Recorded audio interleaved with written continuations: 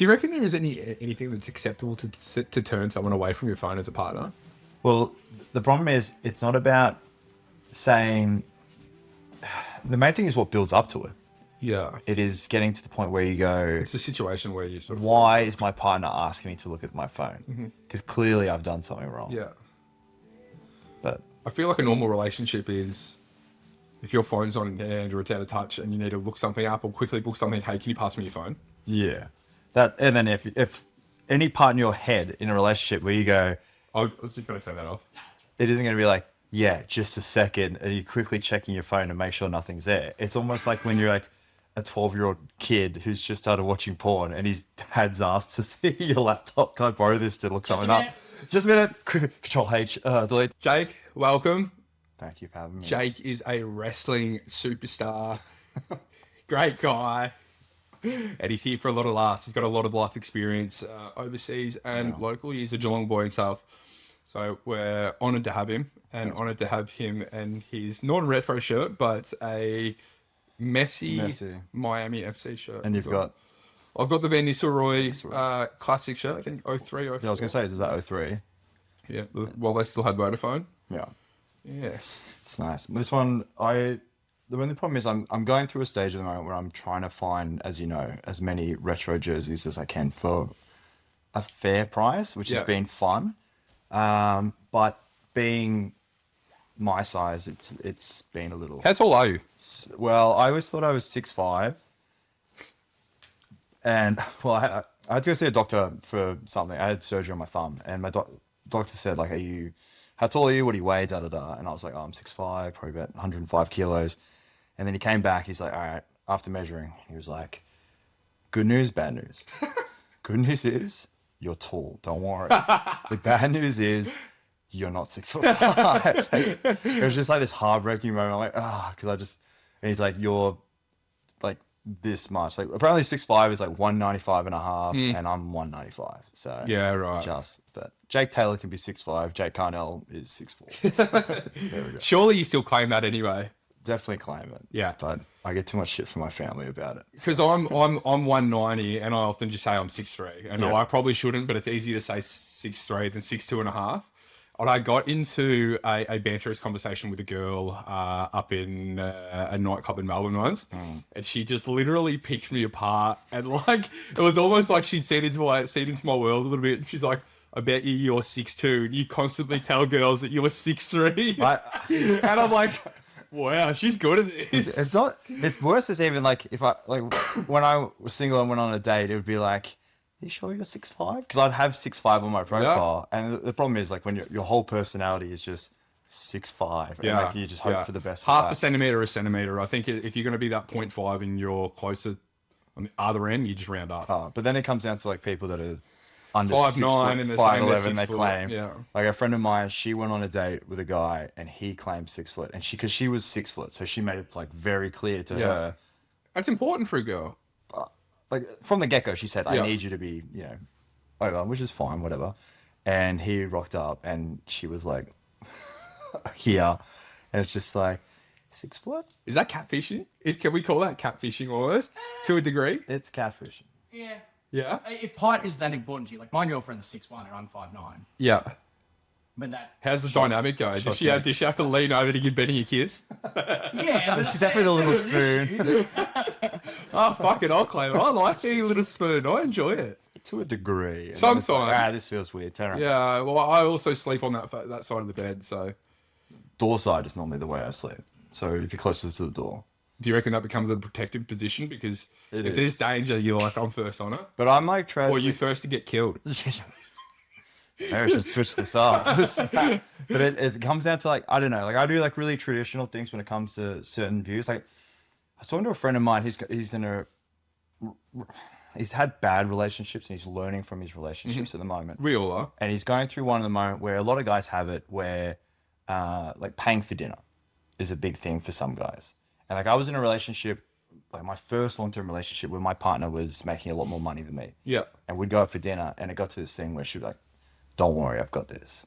But then she'd say it in front of a group of people And I'd be like, Fuck, that is such a whack, isn't it? oh, and she didn't. She's a lovely person, super nice, but Do you she, think that she meant it? no, not at all. That was the Pull thing. up She on just it. said, "Don't worry about this. I've got this." Da da da. And in my head, like I was still only probably like 20, 21, and Okay. I don't know if it was like a weird ego thing or if it's just a male thing that in my head is like, I'll pay for dinner. I'll pay for the dates. Da da da. That's just me. I want to do the I old think school it's quite thing. yeah, I think it's quite understandable. Like you felt like she was sort of putting you back in your place a little bit, not deliberately. I know, but it was she came from a place of like this is There's a little bit nice, of hate don't sex that worry. happened later in that night. But like no, after because like I remember doing it and in my head, I'm this person who have it's called like hyper awareness. Like you're constantly aware. I can't remember the word, but you're constantly aware of your surroundings and what's going. Hyper vigilant is what they Okay, call it. yep. And that happens with a lot of people that have had, let's say, interesting childhoods growing up. Yeah, a bit And of trauma that's Maybe been thrown in parents there. that were fighting and everything. You are aware of what's happening. Yeah. And so you're constantly aware. So for me, it's whenever I walk into a restaurant, a cafe, I spot every single person that's in that cafe. If I'm at the gym, I know exactly who's around me at all times. If I'm walking across the street, I'm constantly aware of every step that I'm taking. What's giving you this experience that you are like this? Well, the internet has explained everything for me and told me this is what I am. I saw it on a reel, so I must have it. That's the thing with everyone these days. Yeah. But it's You had a stroke as a young age. no, because my mum is. I think my parents are they're separated, and they've been separated for almost 18 years. But my mum and dad, their dynamic when they were together was one was a screamer, and one was a poker.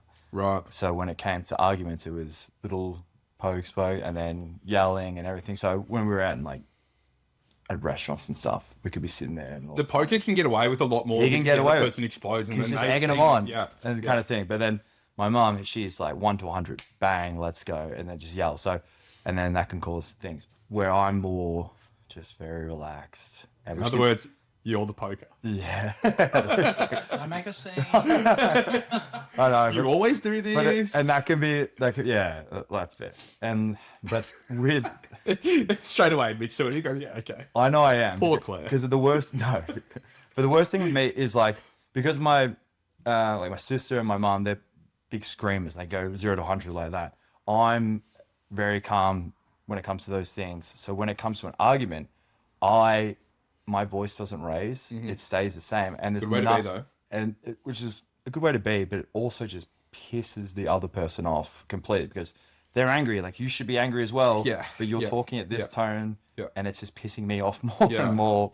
But Situations de-escalate if you do that, though. yeah, But then on the other side of it, if you are being sympathetic and trying to mellow out a situation, it works. But if you're Big Jake and you're keeping that tone but poking, yeah, it's going to little piss subtle people things. off. But yeah. that comes back to like gaslighting. Is if you're keeping it at that tone, but then you're gaslighting at the same That never time. It's just happened. like you're a piece of shit. I don't know what you're talking about. That never happened. But I'm not like that. Like I'll, for me, I'll try to. I hate arguing, hate fighting. So like, when it comes to confrontation, I'm fine with it, but I want to just get through it as quick as possible so we can resolve it, understand what happened, who's wrong, who's right. Doesn't matter. Let's just move on with it. So I'd be, when it comes to arguing, I'll be the first one to say, I'm sorry. Yeah. That's, See, I like that about somebody. I'm not that person. I need my time. I just need my time to walk away. I can leave an argument where it is. Be like, all right, we know that this is not going anywhere. We're probably going to say something that we don't mean. Let's just walk away from it. I need time myself to be able to cool down. And most of the time, if somebody comes back and is like, says sorry, or if I wake up and I have a little bit of a nap or something like that, just to like get in my own space, that's when I'm like, okay, I'm back to normal. I'm sorry that happened. I've had my time to sort of calm down from the situation as well. And nobody's yelling, nobody's screaming, but obviously like when tension's running high, and with someone with ADHD, I just need to be able to walk away and I need my space from it. Like I need to take myself away from it. Exactly. So, like I've had arguments with my dad before where I'm just like, can we just fast forward this part? Like I understand, let's just move on. I don't want to keep lingering on it, but bringing it back to the date in front of everybody. I was like, can't let this go. But I remember where we left the restaurant. Like she paid for my food, which I was really pissed off about. and I could look at my mate and he could see it on my face, but like probably everyone else there was oblivious to it, but I'm still overthinking it the whole time. And we get in the car and I just remember just saying like, you just emasculated me so much in there. And she's like, what are you talking about? I'm like, this is what I want to do. I want to pay for dates. I want to do this. But it was just, I don't know. And as I was saying, like, Or if she wants to pay for it, just be like, can I have your card before the day? So I can I'll pay do for it. it. I'll pay for it. which is, I know it's petty and it's such an ego thing and it's old school, like, Well, yeah. but I don't know, like I don't know, like a lot of people say it's traditional. That was things. over 10 years ago, and I feel like it is still the same now. It is. Like if Claire and I go out for dinner, like I want to pay, like we have a joint account and everything, but I still want to pay it out of my money. And then even if we're walking down the street, I'll always stand on the roadside, which I do that a lot. which is old school, and it doesn't make any sense anymore because it used to be for when carriages used to go down the road and they'd flick all the mud and everything up onto the guy instead of the woman. And I just don't trust the person I'm walking with. And I just think that I'm going to be accompanied to a murder somehow. So if I can keep them on the sidewalk, I know. I'm scot-free. Well, Claire always gives me shit about it. She's always just like, what are you doing? Like, if a car's going to take us both out already, there's nothing. Do you reckon- Are you do going you to reckon stop he the knows? car from getting? I would love to know if women actually notice, because Claire might be the only one that ever She noticed. noticed it because I'll like if we come around like a corner and I'm on one side of the road, You'll switch. I'll switch over and Yeah. like go from holding one hand to the other hand. She's like, Yeah. oh, for Christ's sake. Yeah. But it's just little things like How that. manly of you. Hold the door or get up or anything. They're nice things to do. Yeah, If someone held a door for you as male, how do you feel about it? it's fine. It's fine. It's fine. It's nice. It's kind of nice. It's nice. I didn't have to push a door open. That's kind of nice.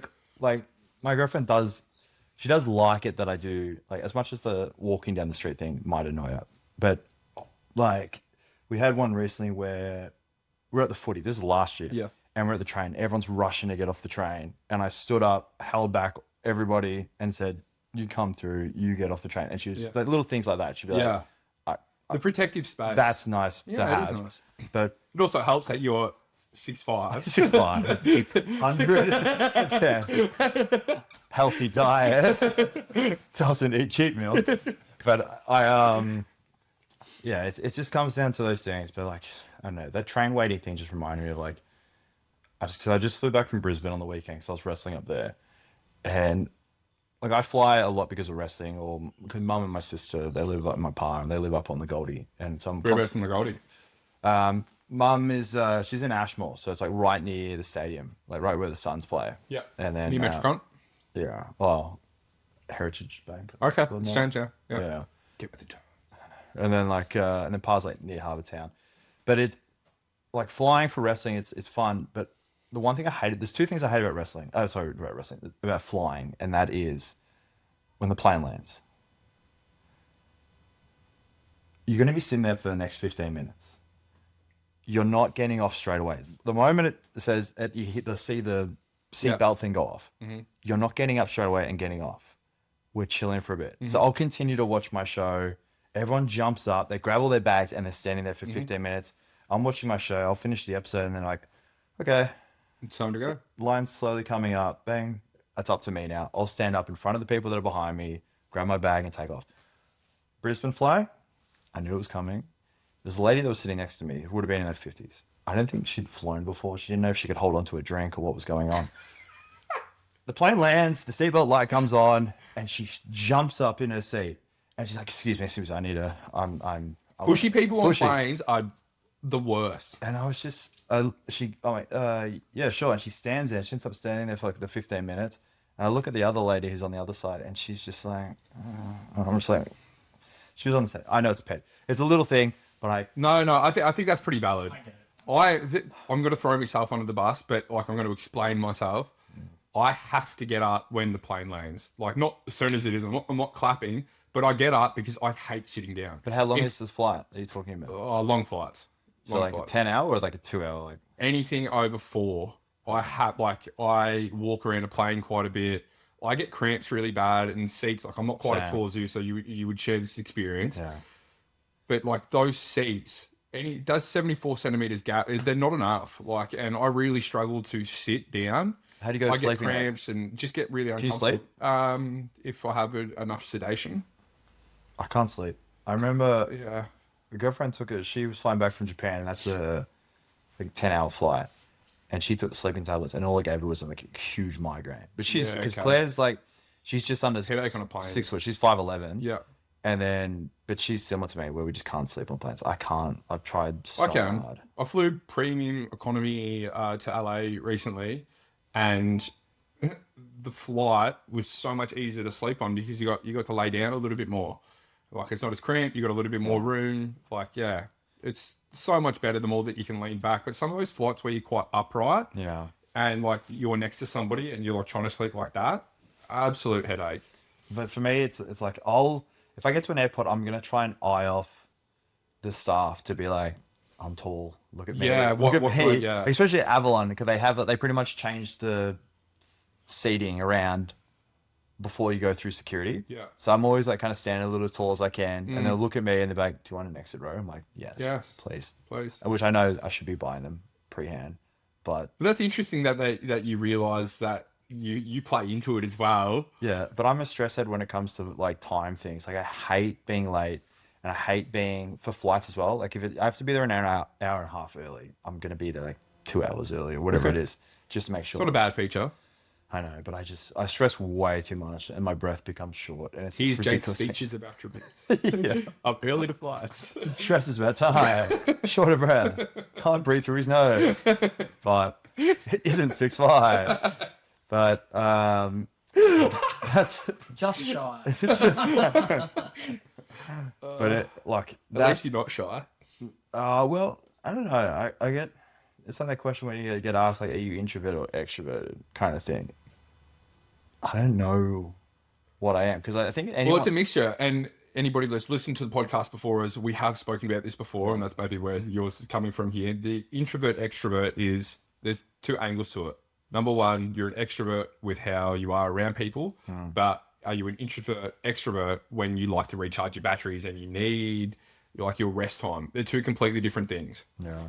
Well, for me, like, I got a friend of mine who's very friend oriented. Like, so every weekend he needs to be with his mates and hanging out with them. Like, he's got a partner, but he needs to be with his friends on the weekends and constantly hanging with them. Yeah. Me, I might have a wrestling show every two times a month, and like I might just go to wrestling. There's 30 wrestlers that are going to be there. I'm mates with all of them, and social battery. Let's go. Da da da da. I'll be drained by the end of it, and then I just don't need to hang out with anybody. Yeah. I can go home. Yeah. My friendships I can just keep going with by sending reels to each other. That's Is our that friendship. is that why you feel that you're not sure whether you're an extrovert, introvert? Well, if I walk into like a locker room, I could be the loudest person in there. And, So you've got your extrovert qualities, That's but you just extrovert. need to recharge by yourself. but then recharge by myself. Yeah. Because like So now you know. yeah, there you go. There you go. So stupid. I've got a question for you, because I discussed this with people a little bit recently.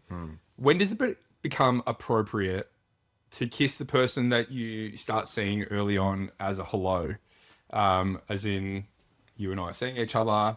When's it appropriate to give you a kiss on the lips for when I see you? Is it after the first time that you sleep together? Is it after your first passionate kiss that you've had? Or thirdly, is it when you start seeing each other and you know that you're really both trying to push it in the direction of a relationship? I think I would say it's probably once you get into that set of, I think where this is going to be more serious. Yeah. 'Cause I've never been on like second dates and like it's just been, maybe kiss on the cheek is fine, but kiss on the lips is probably like, It's pretty relationshipy, isn't it? yeah, this is going. Because if you sleep with somebody, if you drop them off or you're leaving after, pretty customary to like give them a kiss, I think. Yeah. We've just spent, But the next time that you see them, yeah, even if it's the next day, it goes back to the kiss on the cheek. kiss on the cheek. Because we don't know what this is yet. We haven't established what this is. If we're at the point now where I've got genuine feelings for you and you've got genuine feelings for me, kiss on the lips, I think, is more, that's where we're at. Yeah. If it's more casual, then it's just a kiss It's on the such an cheek. awkward It's just a kiss on the exchange, cheek. though. Even though we just spent 2 minutes in the bedroom, it's 2.5.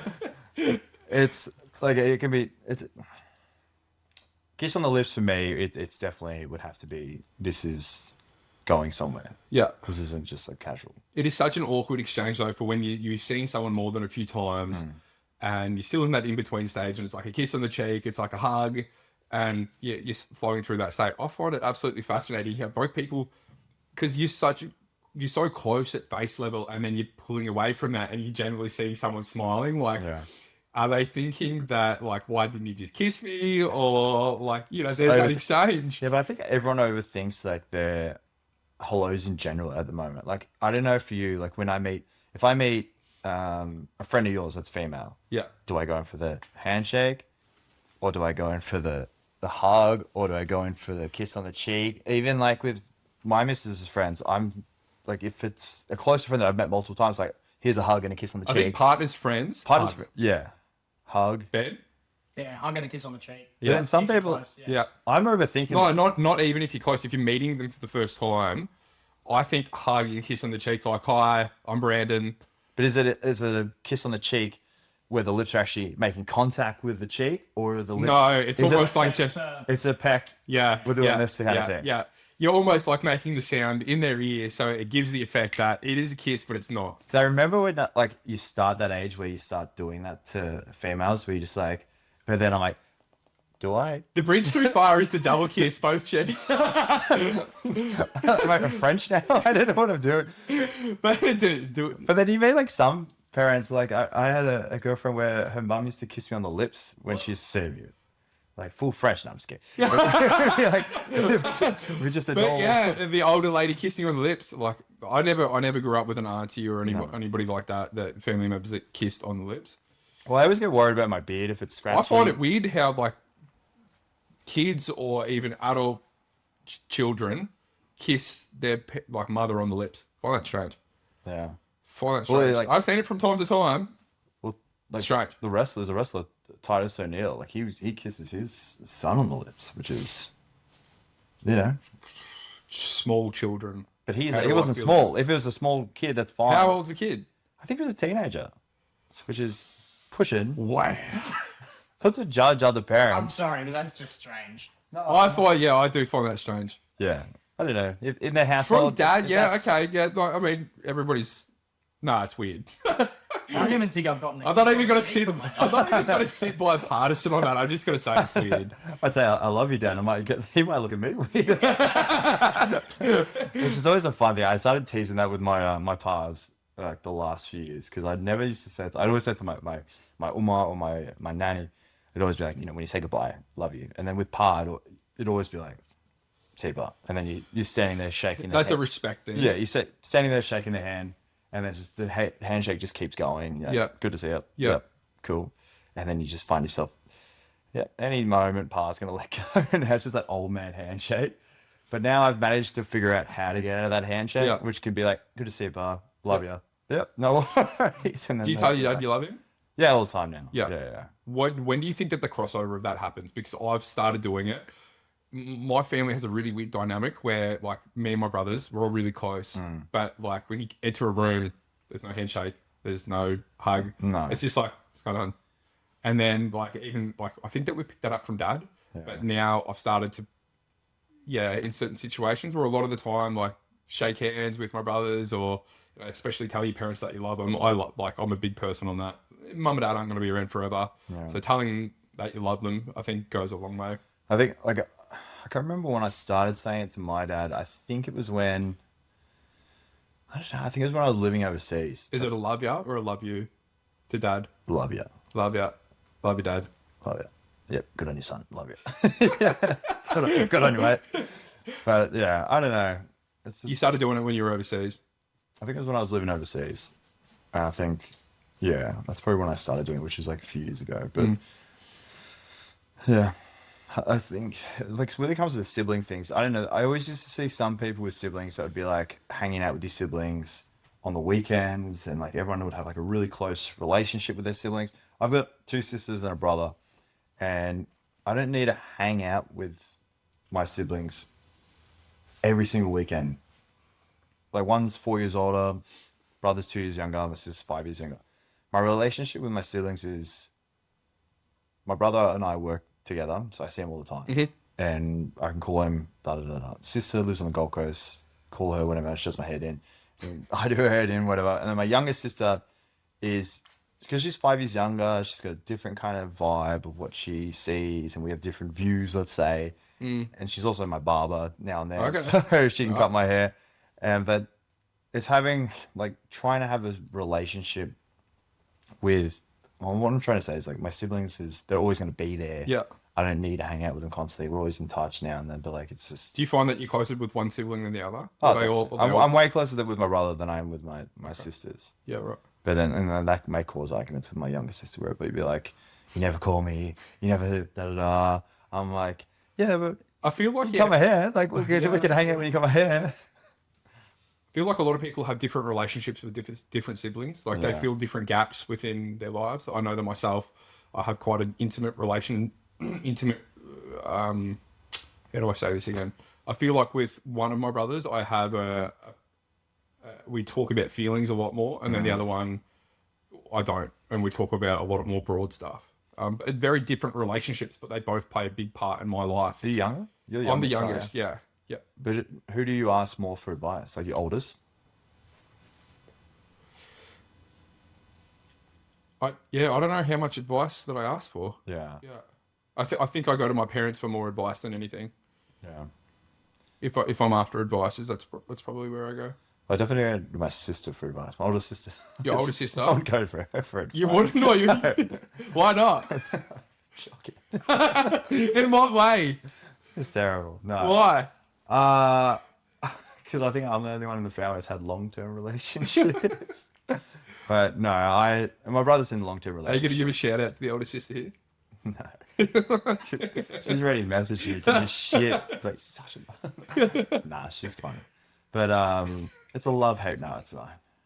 I think As you get older, that bickering sort of falls out of sibling relationships, and there's a lot more love. Yeah. There's always so much that you can take from one person at any given time. But Well, it's that forgiveness, I guess, for when it comes to siblings. Like you can fight with your siblings and argue with them, but then the good thing with like my brother, like if we have an argument, it's yeah, done. it's done. It's Yeah, within but I feel 5 like that. minutes. I'm the same way with my brothers. If we have an argument, you don't even have to talk about it again. It doesn't matter if someone said something harsh. Yeah. It's gone. Like, and if it's something really bad, it's a week down the track. You don't see him. Then it's never a sorry. Yeah. It's just forgotten. exactly. And then like with my sisters, like we might have, like my older sister might have an argument and we may not talk for like 6 months, kind of thing, and then come back like nothing ever happened, and I'm just like, I don't care. I'm done. It's done. As far as dating goes, best way to ask a girl out, would you say, is a nonchalant first date, like a coffee or a walk? How do you view that? Or do you think that you're better off trying to be as formal as possible to start off with? Because there's a few different ways to ask a girl out or a partner out. Definitely. What are your views on the first one? It comes down to, I think, it depends on what stage in your life you're at and how open you are. As long as you establish what you're looking for in the date from the get-go, because you don't want to waste someone's time. So if you're just looking for, like I've had these conversations with my friends before where they aren't looking for relationships. They're looking for something fun, let's say, casual, whatever. Yeah. But the problem is they go into it where they're talking to them like this could be something. Yeah. And then eventually after they've slept with them, it's the ghost. And you've built all these emotions up on her side and you've played with her emotions the whole way through. And then all of a sudden at the last second you've gone, okay, I got what I wanted out of you. Yeah. We're off. And then Which is very harsh. which is harsh. So when it comes to asking for a date, as long as you're upfront on what you're looking for, if you're looking for genuine something in this, then the date should be looking down the track, looking back on that first date. Yeah. How was that first Yeah. date? Oh, how'd you meet your mom? Yeah. How'd you meet your girlfriend? Like, oh yeah, we went around for Netflix and chill. Like, not a good start. Yeah. Just So- never really the initiation. for Claire and I, like our first date was, we matched online because it was 2020, end of 2020. Yeah. So everyone was meeting online, and Still do. still do. And we were talking, we matched, and straight away we were talking. And then for some reason, we got along so well where I said, "Do you mind if I call you?" And I ended up calling her, and we spoke for an hour on the phone. And then the next night, we're like, "Can I call you again?" And we ended up speaking for 3 hours on the phone. Yeah. And That's then, nice. And then before you know it, I think it was like a week before Christmas. And then I called on Christmas Day, and we spoke for ages again, and then we ended up going out for a date on Boxing Day, just after Boxing Day, and that date turned into a Friday, which turned into leaving, I think, on the Monday. It was a full Yeah, weekend right. of our first date. So we Yeah, spoke okay. and spoke and spoke. Yeah. And then the first date was we went out for dinner, went to a bar. Next Yeah. day we went for botanical gardens. Yeah. And we went to a movie, and then Yeah. just like all these different things that end Yeah, up being it's really sweet. our first date ended up being like 5 dates in Yeah. one. Yeah. And You've done a lot of groundwork with each other in those phone Yeah. calls. Though you broke down a lot of barriers Yeah. through those phone calls. I think that's pretty important. That's really, really. But that's what I said before when it comes to establishing what you want out of this date at the start. Like if you're just looking for something casual, which I'm not going to act like people don't just match with people just to Yeah. sleep with them. And that could be it from a guy's side or it could be from a female side Yeah. before. And then it could be just like, what are you doing? How many times though, when you see somebody, how many times do you have to see somebody before you owe them an in-person explanation on why things aren't progressing? If you sleep with someone once, and it could be a number of things, Yeah. you know, when you said before that it's gotten what they wanted, or you know, you're not in the right headspace for it, you know that you're not going to be able to fulfill what they want as well. Yeah. Like, when do you actually owe them that explanation? If it's in person, then like, see, I'm different where I'd always, so Because something comes off like, you can come off like you're ghosting. yeah. But when do you actually owe someone an explanation is a really hard part. Like, how It many, is. like, do you have to go on X amount of dates before you be like, hey, this just isn't going anywhere? And that's where you get the typical, like, it's not you, it's me. Yeah. I feel like sometimes you do owe someone an explanation and sometimes that you don't, like, and that's called the fizzle, I guess. I'm not an expert, but like, let's say, Oh, but definitely not experts. just say you match with someone online yeah. and you find them really attractive and from a physical standpoint, because online, realistically, it's hard to get across your personality to a degree. So let's say you match with someone physically really attracted to them. You meet them in person, you go for a coffee walk. Mm-hmm. The nonchalant. Nonchalant coffee, just to get to know them, casual thing. You're walking, conversation's just dry. There's nothing going, there's no real connection. You make a joke, she doesn't read it well, or she makes a joke, you're like, no, it wasn't funny, da-da. You can either go, like some people will be like, I really just want to sleep with this person because I find them physically attractive. So we'll just deal Fake with laugh kicks fake in. laugh, get to this. Let's just get to the second date where Yeah. it's more a night date, which you have a higher Yeah. chance of getting sleeping with them. Or for me, where I'd be on a date and if I just had no physical attraction was there, but there's nothing personality wise there for either of us, straight up, I'd be like, I really enjoyed today, but I don't think we're right for each other. Yeah. And just kill the time wasting Yeah, then yeah, and there. yeah. And I think that's just being honest from the get-go that's what it is. I think in your early 20s when you're learning, and I think you get into those like kind of toxic traits where some people just want to sleep with people. For men especially, like young guys, like when you're in high school, I remember talking to guys and be like, oh, I've slept with this many girls. And you're like, oh, wow, that's cool. And then I've slept with this many. And then it becomes this like real toxic tally of just keeping a number of like how many girls you've slept with. And then hopefully you grow out of that Hopefully. by the time you turn lot of 18. people haven't. But a lot of people still haven't. A lot of people And that becomes a thing where when it comes to this now constant thing online, and especially online dating and social media and everything, is that constant validation, that constant need for attention is where It's so easy that if you feel like you're hitting dry with somebody, then you can just go, okay, I'll jump back on an app. I've got a few swipes, I've got a few matches, and then you're like, okay, there's that validation back. yeah. I felt like when I was overseas recently, if I was going out on the town and I was going out with some friends or something like that, and I needed a little bit of an extra boost confidence-wise, I would actually jump onto an app and I would have a bit of a swipe, see who I match with, and they'd be like, okay, there's my confidence for the night. I know that I'm probably never going to see this person. Like I was overseas, so I was never going to see him. I was probably rotating, like going through a city sort of thing. Yeah. It was purely used as a confidence boost. So I felt confident in myself that, okay, if I see a girl that, that I'm interested in, there's a good chance that she might be interested in me back based on what I've just seen that validation through online. Exactly. And that's like, so when back in 2020, I I got sent to Japan to train for wrestling, and I was living over the dojo. I'd just gone through a breakup because I was living in New Zealand prior to that for 6 Is this months. New Japan Pro Wrestling? Yeah. Yeah. So for New Japan. So basically in 2019, I got told to go try out for this dojo in New Zealand. Because in Australian wrestling, if you want to make it to the big leagues, you essentially have to move overseas because it was so hard to get noticed. It still is hard to get noticed now. Yeah. But over then, like in that period of time, you had to either move to Japan, England, America, or this, for me, it was this dojo over in New Zealand that would help me get to Japan. Yeah. So I moved there for 3 months, and I'd been dating my ex for about 6.5 years. And, I got the email saying, you should look into doing this and you should try out. Yeah. So I just moved out with my ex. We're 3 months into finally living with each other. We're living up in Melbourne. So I moved up to be closer for her. And I was like, I think I'm going to do this. I think, because Yeah. at that point, before that, I was So playing. this is the real beginning of the wrestling dream. Yeah. So I'd be wrestling. I'd started wrestling because I was playing footy. I was playing for Amos. We used to win all the time. And then I went to Lara and started playing for Lara. And we just lost, constantly losing. And we were struggling with numbers, and I'd be playing full forward or full back, whatever it is, key position. And my hammies would cook. And they'd be like, we haven't got anybody. I know you can't run right now, but we need you to play. So I'm constantly just doing more damage. We're getting pumped by 200 points a game.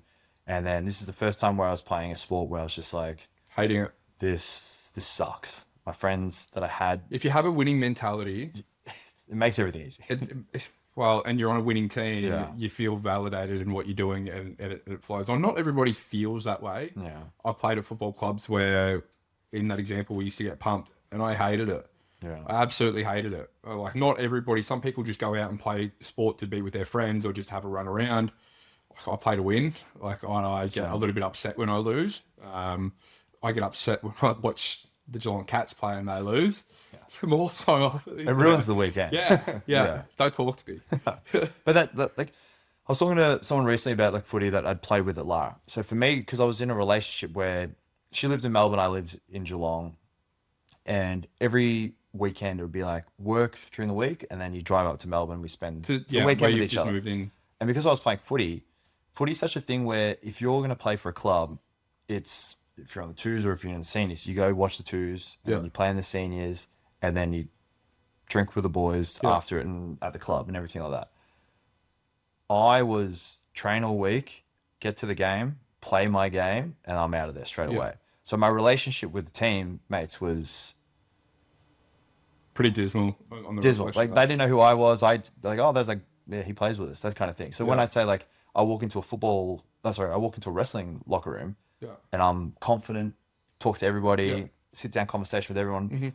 If I walk into a football locker room, it's just Seems very transactional for you. hey guys, Yeah. how you going? Yeah. Don't know me at all. So didn't have any relationship really with any teammates playing footy because all my relationship time was with my partner at the time. And I was just miserable. So it got to the point where I was like, I'm not happy. What do I want to do? And my missus at the time asked me, what makes you happy? I said, well, you make me happy, but also footy makes me miserable. I really love wrestling though. Yeah. But wrestling in Australia seemed like this foreign thing. So was this the moment that you knew that wrestling was something that you wanted to This was do? something. This was that realization. Yeah. Because it was just getting to the point where I had to look at myself and say why do I keep doing things that just make me unhappy? Yeah. What is this? What makes me happy? So, and she was a big pusher on that. So I said wrestling makes me happy. Yeah. And then left it for a week, and then an ad popped up on Facebook saying learn how to wrestle in Geelong.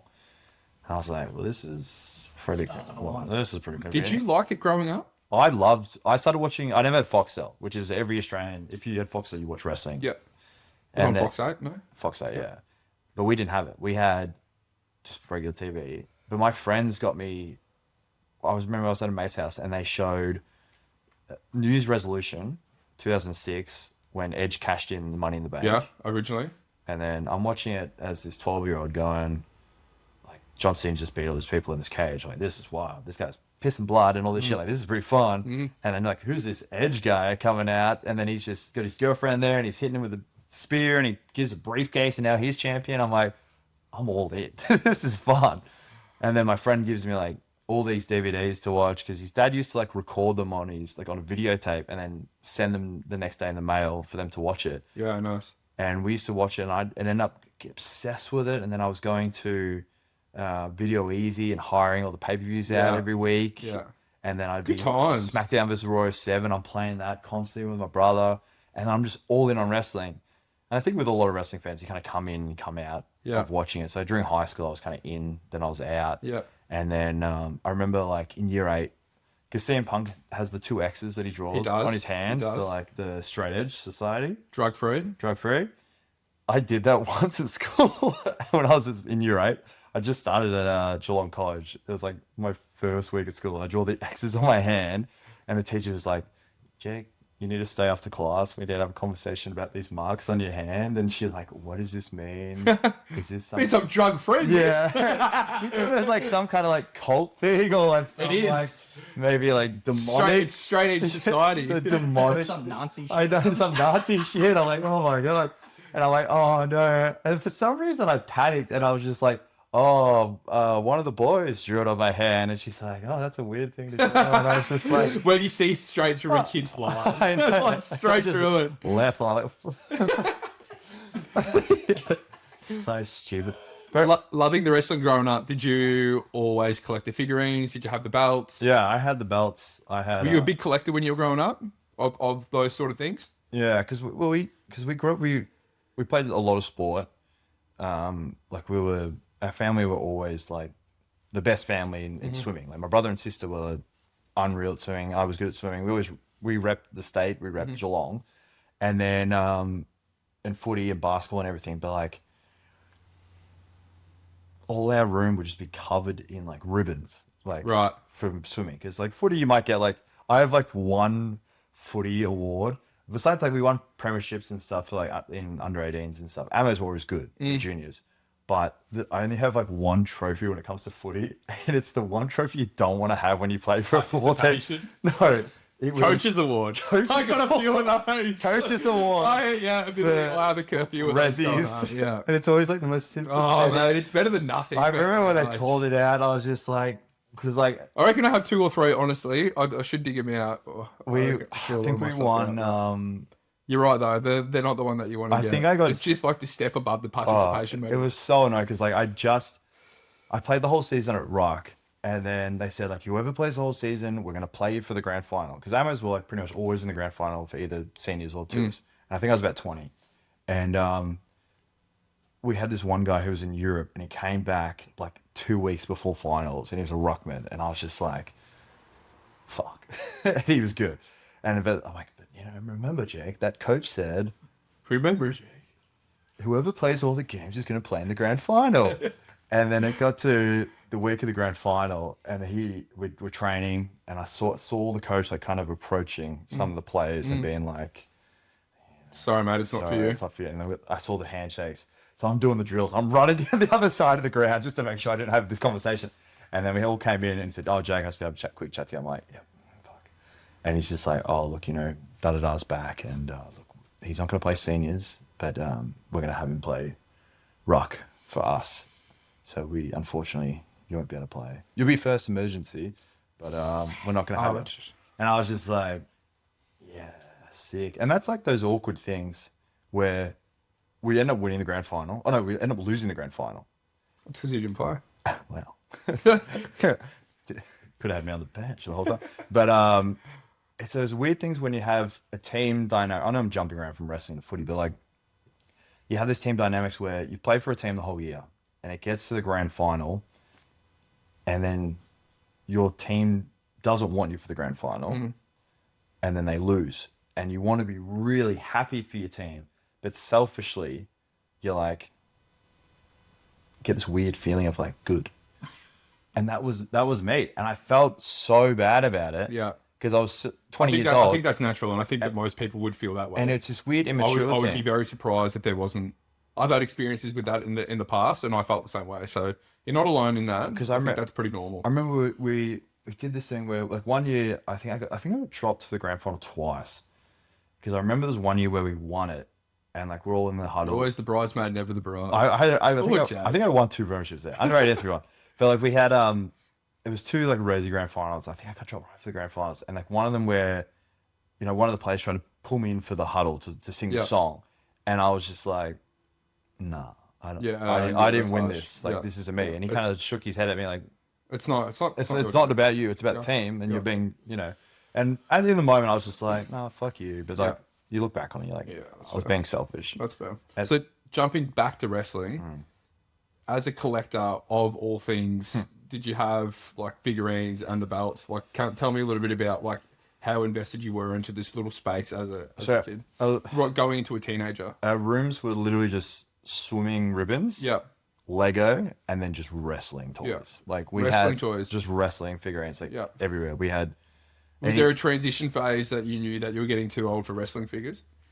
Yeah, because I was like walking into toy shops and then they'd be like, "Is this like your little brother or something?" And I'm like, "Yeah." And Jake, that was 6 foot at the time, was it? Yeah. Yeah. Well, what would have been? Well, if you did it now, they'd be like, "Oh, have you seen the big done? See through a toy?" It got to that. I think my dad was giving me the most amount of shit. Like, "Why you got toys?" And then like I think as I said before, like you kind of come in and out of wrestling. I think I was just out, but like I had so many wrestling toys because my friend had baskets of them. Yeah, right. Can I give you I spoke to somebody and I wanted to know a little bit about you growing up and the transition of wrestling and whatnot. So I want to play you something, if that's okay. Can we do it now? About the transition away from wrestling. Okay, I've thought of one quickly, but I have asked Kyle, and I don't know if you can use it. Take it or leave it, whatever. But growing up, Mum bought him like so many figurines. Like they had posters on their walls and belts and WWE belts and things like that. But when he hit like the teen years, that's when he started to get into like the Zoo magazine. One time we had, like a whole stack of Zoo magazines. And then he had tucked them in a t-shirt. Like, imagine the magazines are stacked. This is why I don't talk about and they this. were like tucked in the t-shirt. Starting to make sense. Okay. In his cupboards. In the cupboard. So talk me through that situation because we all had Zoo magazines. You are not alone in this. Everybody either had Trax magazines or they had Tracks. Trax was like a surf magazine where they always had a booby section. Oh, right. Yeah. I remember because Zoo magazine, and then there was another one, not Maxim, but there was another one that was similar to Zoo. Yeah. But I remember. But there was a transition for you during that period where you went from wrestling stuff, and then you Muscly men, naked women. you went from bustling men to naked women, and then after that, because you said that they weren't your magazines. Do you remember whose magazines that you said they were? That's a lie. So this is this is actually the best thing that happened. So I would have been I want to say 14, maybe 15 around that time, and so.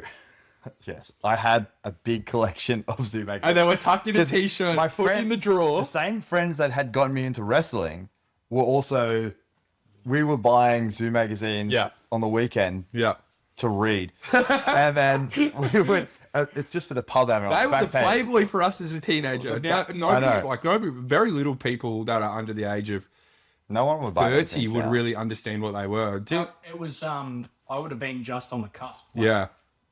So how old are you, Ben? Like, I'm 26. Yeah, Like, okay, I so saw right the on the cusp. magazines and Yeah. I'd be like, oh. But I was like, I already had internet. So I was like, Yeah. I don't need the magazine. Yes. Yeah. See, it's much easier for that generation. Our generation, we had to like struggle for it. We had to plug in a cord for the laptop and then like, there's no Wi-Fi yet. Well, when our house got Wi-Fi, that was the dream.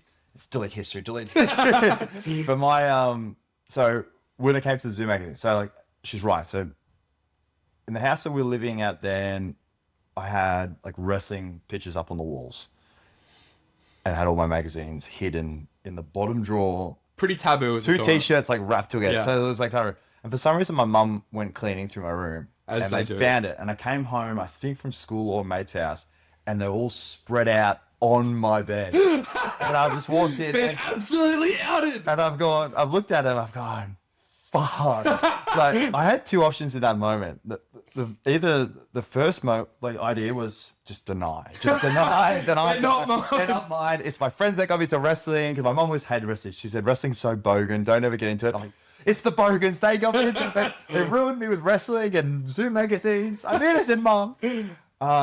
Or the second option, which was just say, fuck it and double down on it. So what I did was I started cutting out all the women in the magazines and I just took all the wrestling down and just put All all over the the women wall. up on the wall. Yes. And I just said, fuck you. This is me now. This is me. I'm going on. I'm waiting. Those tissues on the floor and up to my nose. Very good. What a transition period, and that's probably when you really started to become a teenager in full. Yeah. I like the story. I think it's a good one. Sorry, Mom. Oh, God. Were your family and friends supportive of you, or did they think you were crazy when you wanted to be actually chase the dream? I think when I first started training, and I was like training in this little dungeon in Geelong, and like everyone around me that was doing the training and stuff, like we were all thinking about wrestling is it's a pretty you got to be a bit special to like wrestling. Like it's a bit of a weird thing to like wrestling. It's a bit like liking football. But like casually guys love, you know, sport and they love wrestling to a degree, but to like genuinely love enough to want to do it. I think it's pretty obvious that there's something wrong with me. You're pushing the line. line. I love it. Like I've really gotten back into it lately where I've Yeah. been watching it twice a week. It's the male version of a soap opera. Oh, yeah. Like I don't like trashy female TV. I can sit there and watch it, but like the wrestling, I can have it on in the background. I can be doing something. Yeah. I love it, but I love the promos. The wrestling itself, just the drama of it is just enthralling to me. Like Exactly. But there's so when I think I was at my friend's like 70th. Sorry, my friend's dad's 60th or whatever Okay. it was. The Walshers. right. I was at theirs, dad's, and I said to them like, I've got to try it tomorrow for wrestling, and they were like, "What?" I'm like, "Yeah," and they're like, "That's sick, but also, what?" Like that's weird. So, but then when I started doing it, They always look down on everybody. no, they look up. So sure. No, but the thing with them and like everyone I was friends with, when I started telling them that I was actually doing wrestling, everyone was just like, "That's sick. Yeah. That's actually so much fun. That's unreal. Like, when's the show? Where do you do it?" I'm like, "I do it in Ferntree Gully," and they're just like, "I love it, but I'm not driving that far out to go see you wrestle." And I'm like, "Fair enough." But the only people that were weird about it was so all my mates are supportive. Family weren't supportive of it. They were like, Dad was like, "What? Wrestling? This is weird." To the point where like when I'd introduce myself to like people, I was meeting people that he was hanging out with. He's a wrestler. He's like, he'd be like, "Yeah, this is Jake." I'm like, "Yeah." And he's like, "What do you, Jake? Do you play? You play footy? You got good size for footy?" I'm like, "No, I do wrestling." "Oh wow, that stuff's hard, isn't it?" And I'm like, "You're probably thinking of the Olympic one. I do like the Rock and the Hulk Hogan one." And they're like, "Yeah, okay, that's interesting." People, I And don't they either take understand- it like yeah. that's interesting, or they take it like, "Oh god." But in Dad's Oh, head, that's the fake one. Dad- Like, yeah, all these injuries aren't fake. I mate, know. trust me. And like Dad would be treating it like a secret. Like, "Shh, I tell people like, come out in your own time." I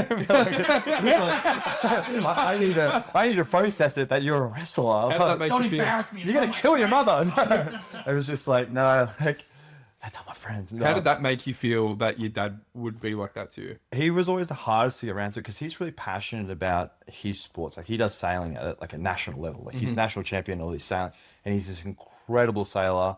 Everyone in yacht club knows who he is. But when it came to sailing, like none of the kids wanted to do it. So we all found our own kind of thing that we like to do, and mine's wrestling. So it took him time to realize that it's something that I love doing and I want to do it. Yeah. Like I understand that you love sailing, but I'm never going to do sailing. Like it's fine, but I just don't love it like you do. You need to understand that this is what I love doing and just respect that I do it. So when it came to me getting told to move overseas for training and everything, he was going like, "Well, that's fine, but you got to work. You got to Yeah, get money, and yeah. you're like, Yeah, but this does lead to I'm like, money. this Like, could this is the the potential. dream. This is Yeah. like if I want wrestling to just be what I'm doing now, which is just a weekend thing, where I'm just going on the Saturday, I wrestle, put on a 5 to 15-minute match, and then drive home and get home at 12 o'clock, and it's just a casual thing, and it's spending more money because you're getting paid like $50 for a wrestling match when you start, and then it's costing you probably that in fuel, and then you need to buy your fake tan and buy all Yeah. these different things just to get there. So it's all just hemorrhaging your bank account. Yeah, okay. And when I told Dad, like, I think I want to take this seriously, he was like, well, because I'm working for the old man at the same time, and he's just like, I don't think it's a good idea, but if you want to do it, then go ahead. So I moved to New Zealand, started training for 3 months, and it got to a point where the goal is to get. That's with Dojo. This is with the dojo. So the goal is to get to sign by this Japanese company, because in WWE, their whole thing is you're working like 300 nights a year. So there's no time for family, no time for all these. It's different not things. just the shows that you see on TV. Yeah. They do what's called house shows, Yeah. where they go in front of like just a live audience, and it's a lot of promotion thing. And then they'll also go out and do like meet and greets and all Yeah. that sort of stuff. So you're constantly heavily, on the heavily road. involved. Yeah, and like so, family and friends and all these things it's hard to do.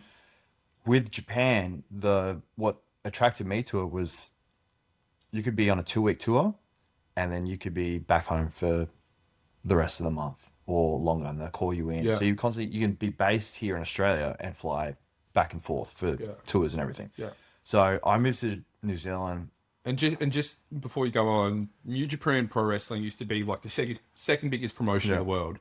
So not too long ago, and anybody who's a who's who of wrestling has wrestled for New Japan Pro Wrestling. Yeah. Talking people like Hulk Hogan, Ric Flair, Name anybody. and Stone Cold Steve Austin. Brock Lesnar was there. Brock Lesnar was there for a AJ bit. Styles. Anybody's who's who of wrestling that has ever been that I have rolled through New Japan at some stage, because it's a different experience, because it broadens your horizon. It's like wrestling in Mexico too. There's been a fair few people rolled through, but the New Japan was like, okay, I need the experience. I'm going to go there. I want to do that too. Yeah. And it's just, so when I moved to the school, I was in a relationship, and I said, I remember her family were big on, are you sure you want to do this? Because they knew that like it was going to be a massive strain on our relationship. And I said, like, I'm really serious about this. I want to take it seriously, so I need to do this. So I moved there for 3 months, and I'm training there, and we're holding a long distance relationship where we're talking on the phone and everything like that every night. And then it gets to the point where my coach tells me after 3 months, Japan are interested. They want to send you over there to train with one of the other guys. Here's the feeling through that process of finding out. How do you feel about that? Well, Is it's that like validation and relief? this huge thing of like, fuck, I'm pretty good at this. Like Yeah. this is the first time where I've gone. Like as I said, like I played footy and all different other sports, but this is where we got accomplishments. But I didn't get obviously the level where Yeah. you want it yet. But this was like, this might be something I can. This could be my This calling. could be it. This This could be is the it, calling. yeah. Like I'm finally putting on this, to use. And so I call my dad and I tell him, I said, great news. It looks like I'm going to Japan. I just have to do 3 more months and then I'm going to Japan after this. And Dad took it as like, yeah, okay, good. But when are you back to work kind of thing? Yeah. Because in his mind, he's trying to think big picture. Like, it's fine to chase this, but like, let's be realistic. And then, you're telling your girlfriend as well, like, great news. It's worth going, but I'm going to be away for another 3 months. Yeah. And then I'm going to be away for another 3 months after that. So I remember I got home after 3 months. My girlfriend was just like, it was kind of like a weird feeling. You're inbound for the chat. Yeah. And it was like 2 weeks. I'm just like, What's we're going still good. We're still good. It's all good. We'll get through this. We'll get through it. How are we going to get through this? Like, don't worry, it's going to be fine. And then I did the next 3 months. But I remember, like, I'm there for the second 3 months. I'm now, and my ex she told me, let's not call every night. Let's try and do calling like once a week to, it might make the missing each other easier kind of thing. And in my head, I'm trying to like justify it heart's breaking listening to I'm this. trying to justify it in my head. Because For her. when you love somebody, anything that they say, you're really trying to take that on and be like, okay, like maybe they're telling the truth in this. Yeah. Maybe I've got to see it from their angle, Well, sort of thing. Because I felt miserable in the first 3 months for her because like she's moving out of the house the apartment that we moved in, and like my family's there helping her grab all the stuff out of the apartment to move all that stuff out. Yeah. And I'm feeling useless in New Zealand, so I'm like, this better fucking work out. And then when I got back after the second 3 months, I remember the first day her and I were fine, and then the next day we woke up, and I remember laying next to her in bed. And I just felt this like weird energy just hit me hard, and like and then there's just silence. Yeah, okay. And Was she awake at this time? Or Yeah, she was like at the time just laying there, And I just said to her, I'm like, are we done? Are we over? Is this it?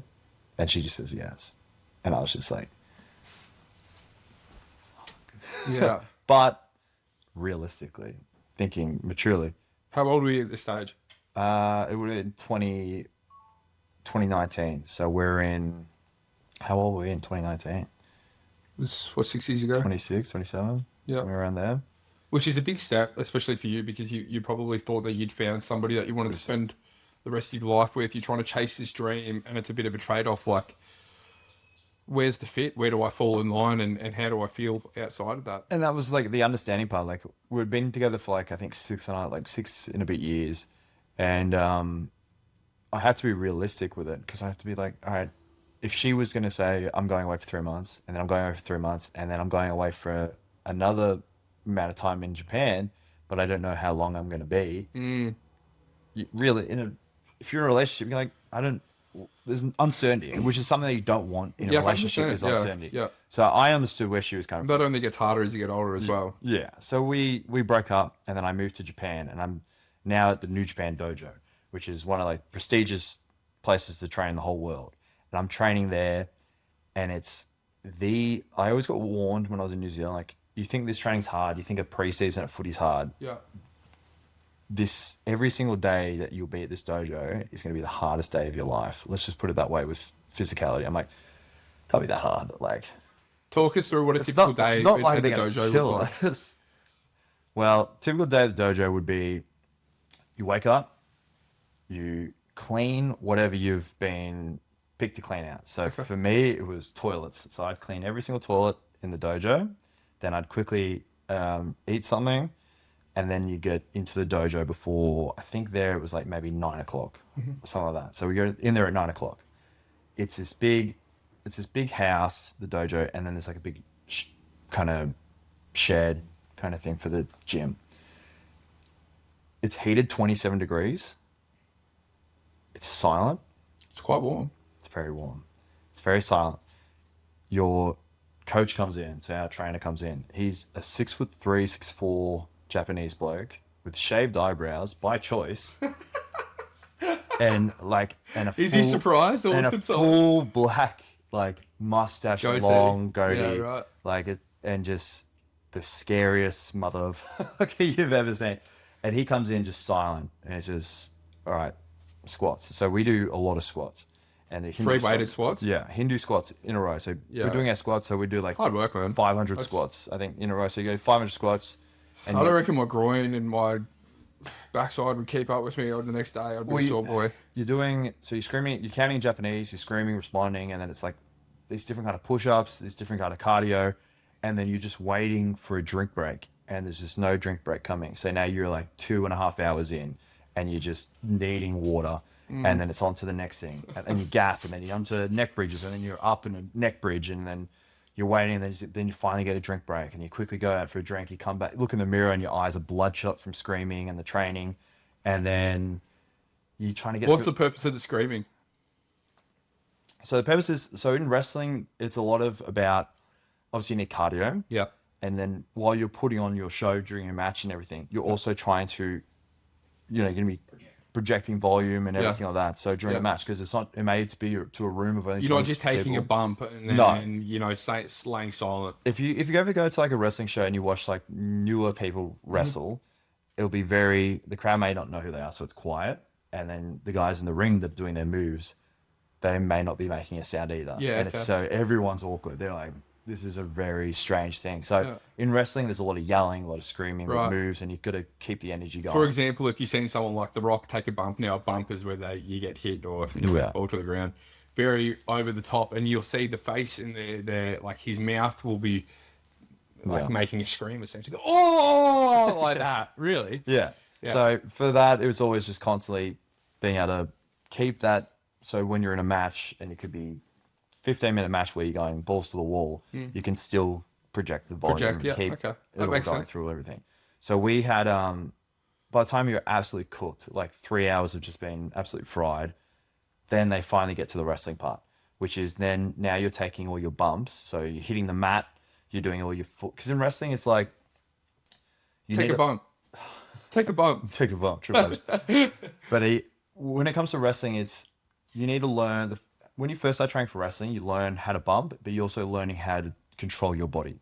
So in wrestling, everything is about trust with your opponent and how you interact with them in the ring. Because if we're doing moves together in the ring, if I suplex you, if I pick you up and I slam you down, if you don't trust me, that's when I've got you up in the air and you're Rigid. and you're freaking out. That's where someone's going to get hurt. Yeah.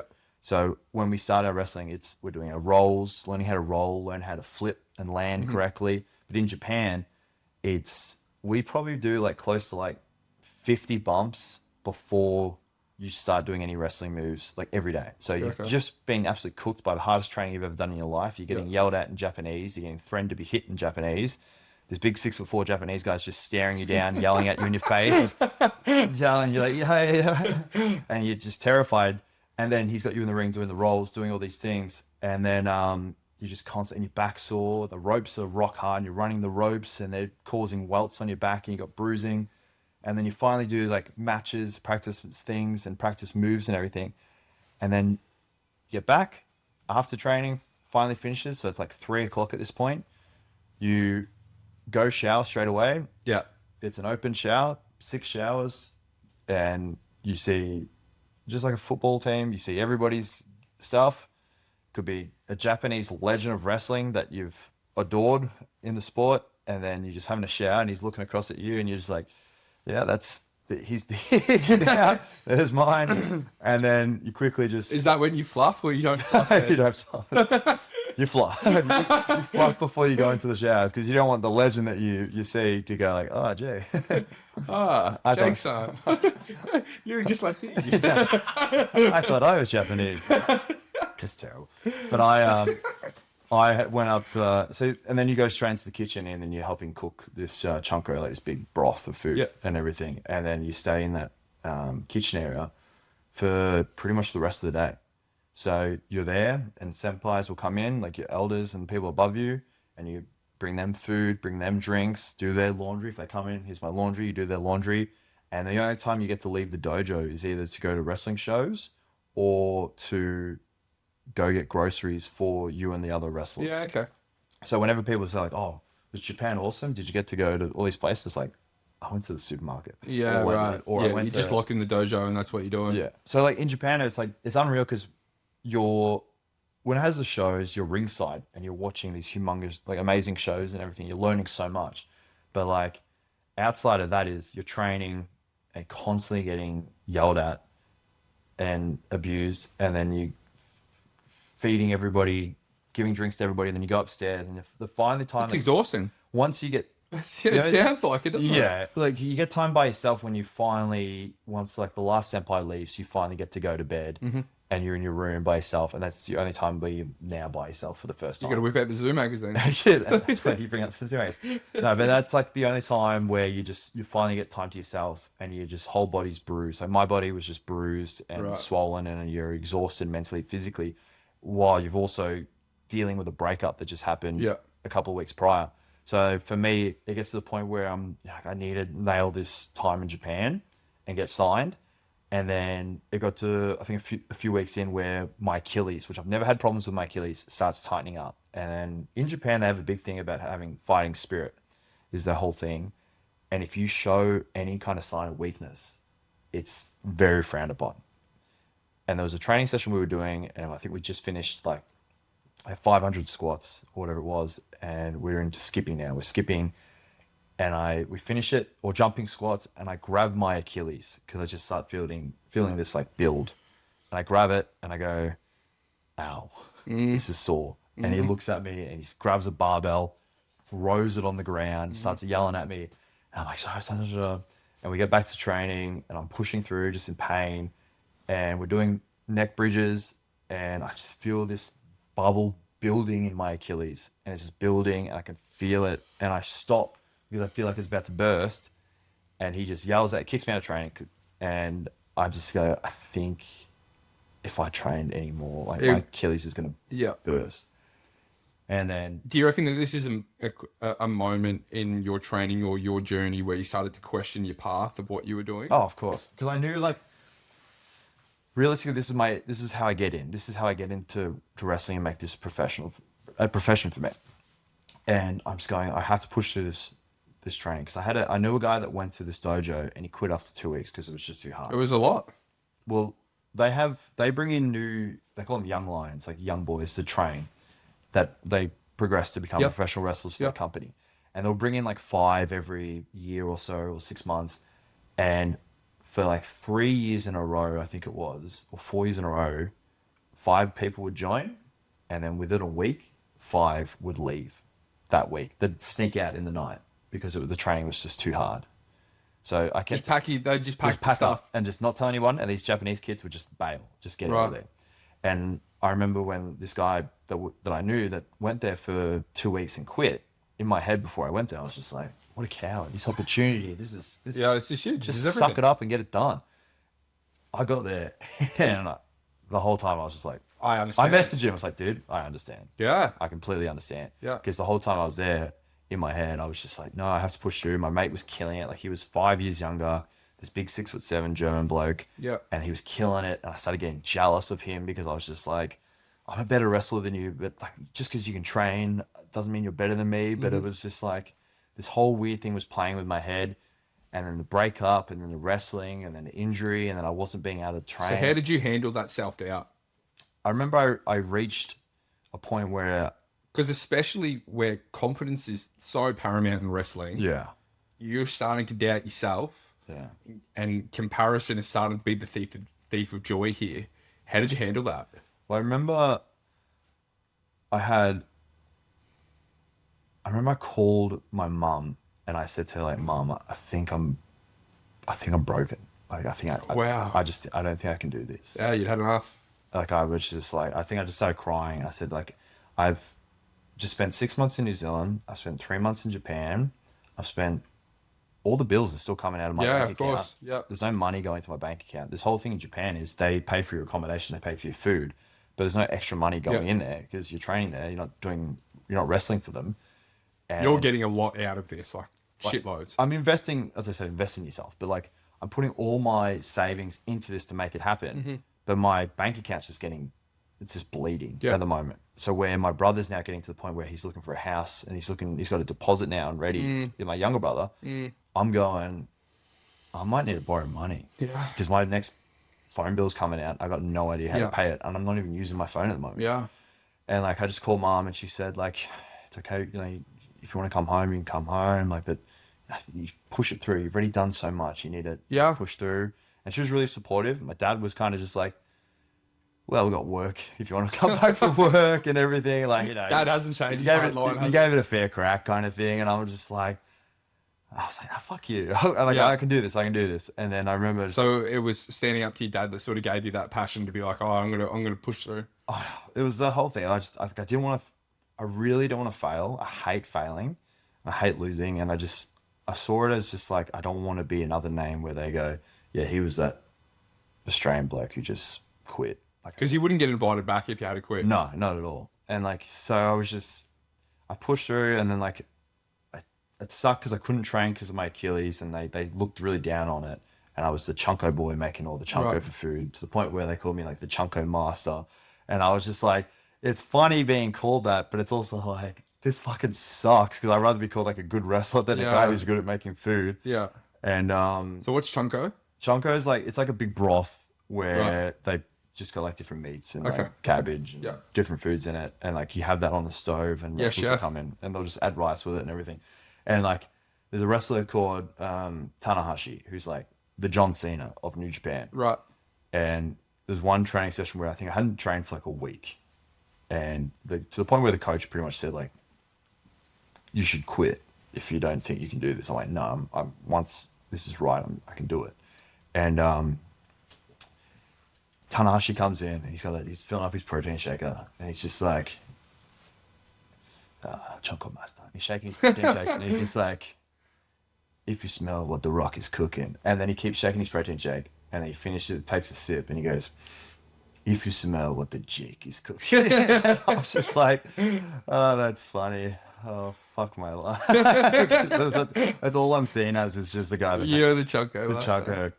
Chunko. who like of this like legend of the business, and but it gets to the point now where it's we're in 2020 and we're getting closer to March, and then we all get this message, the head office, and saying, look, there's this thing called coronavirus that's hit the world, and I'm going, and I'm because I'm back at training now, I'm pushing through it, I'm doing really well at training, and then coronavirus happens, Yeah. a pandemic happens, and we're all getting calls from home saying like, You need to come home. what are you doing? What's your plans now going forward? And I remember getting a call from the embassy, and they were like, we understand you're in Japan. The airports aren't going to close down, just the airlines will stop like doing flights. So we highly recommend that you jump on the next plane that you get. So I ended up getting on the next plane, and like, but I had the opportunity to either go back to Victoria, where Dad was like, I think we can still work, maybe, I don't know what the go is. And then my mum, who lives on the Gold Coast, she was like, do you want to come live on the Gold Coast?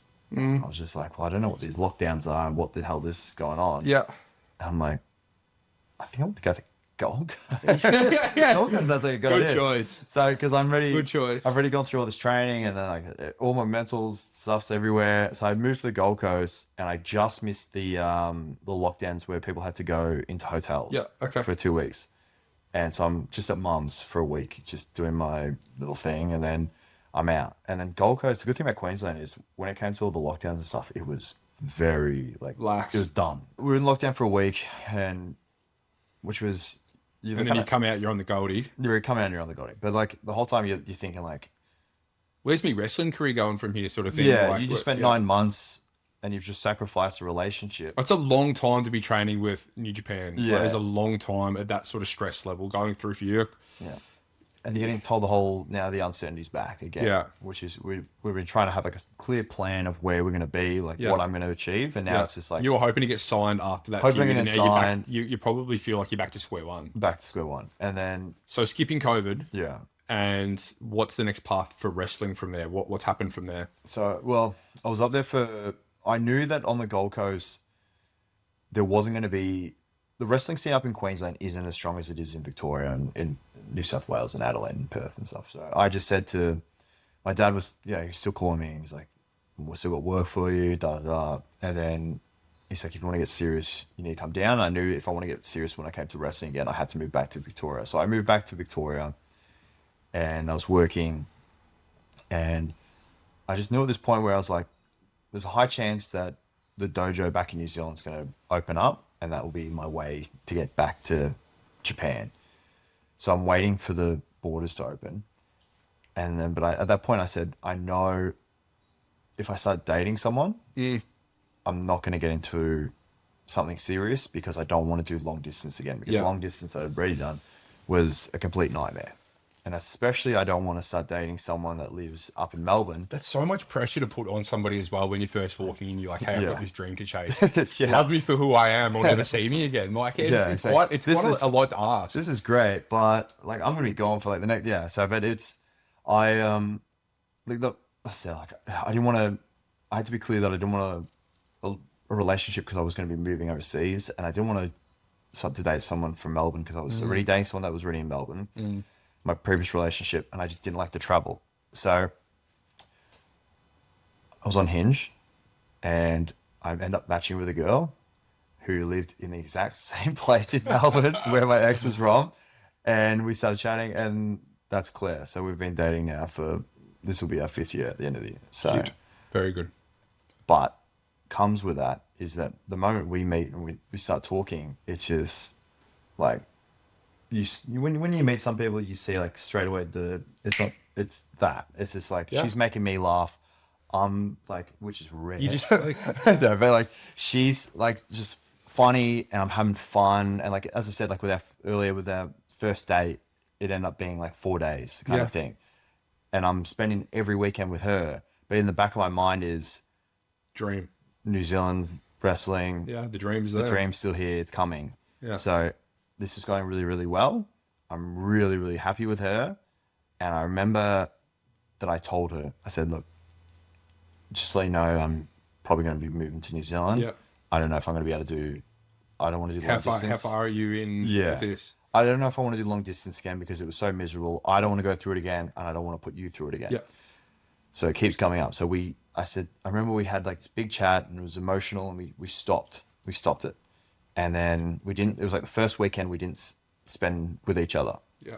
And I remember I spent the weekend alone at home, and then the next week we start talking again. I said, no. And then we're just going back and forth. It's really hard because and you really like somebody and you want it to work out. It's just probably getting over that initial stage of we've got to be fully committed on this. It's like you don't understand this long distance thing. Like it sucks so much. And then I end up getting the call from New Zealand, they're going back. So it's happening. Is that back to New Zealand back dojo? to the dojo to train to get back to Japan. So the dojo in New Zealand is also almost like affiliated with it. Yeah. Okay. So I go back there. Claire's back in Melbourne, and I'm back into this long-term thing, loneliness thing, which I wanted to get away from. And we're messaging, we're calling every night, and it's just, I'm like, fuck, this is... You feel like you're on repeat from the last situation. Yeah. And I remember before we had another chat about like, are we sure you want to go through this? And Claire was like, this is long-term. Like I see it's long-term. And I said to her, like, I see you long-term as well. And you can't just do that to a person where you say, hey, you're great, but let's just put this on hold. I'm going to go do whatever I want. Yeah. And I'll come back. And then hopefully, you're sweet. You're still waiting for me. Like it's the most selfish thing you can do. Yeah, of course. So I moved to Japan, and we were constantly doing everything you need to do in long term. So what I'd learned in my previous one, which was where we just phone called, and then it became like she was almost like easing herself off me by only calling like once a week, like a drug. Yeah. Well, and like her defense in that situation, I know that you're not talking down of her at all. No. She's trying to go through her own situation of trying to find the balance of what works for her, but also withdraw herself. Exactly. So we're not talking down of the ex-partner by any stretch of the imagination. No. It's just a process that she would have had to go through for herself. Yeah, and as I said, like I completely understand where she came from. But if I was on her side, I'd do exactly the same thing. Yeah. And then you're very conscious of that happening again and coming in here. And I just know what had put her through, I didn't want to put Claire through. Yeah. And what I put myself through, I didn't want to go through it again. And now we're back in this whole COVID thing where they're cutting budgets left, right, and center. Yeah. This whole thing in New Zealand may not actually bring me back to where I want it to be. Yeah. So it's more uncertainty. And we got through, I think I was away for maybe 6 months, and then came back New Zealand, came back to Australia. And then with Claire, we're FaceTiming constantly. We're keeping that contact. And like the biggest thing about relationships is trust and communication. Of course. So with us, that's the hardest part of a relationship is trust and communication. Yeah. It's also the biggest thing that you could do to be stronger. And if you get that right, I'm not perfect at it. Yeah. I'm not an expert. And I know that you're not either, but if you can start to get that down, it's a big piece to the puzzle. But it's just a learning thing for like you learn in relationships. Like as I said, like with my friend earlier, like he's learning how to like build trust with his partner, and then vice versa. But with me, I get a call now from New Zealand saying, hey, so when I was there the first time, I think we were filming a documentary following us all that were there. Okay. And then on the documentary, it ends with my episode where I get given a contract for 12 months with New Japan. So great, I'm signed to the New Japan company that I want to be. So I'm signed for 12 months, but I have to be based in New Zealand to then go across and do. How long ago was this? This was 2023. So a couple of years ago now, just over 18 months ago, you were signed for 12 months. I was signed for 12 months. And then, which is a huge achievement to get a New Japan. Yeah. And then Claire gets wrestling contract. She's working for a company that's like a Japanese company as well, not wrestling, but in fashion.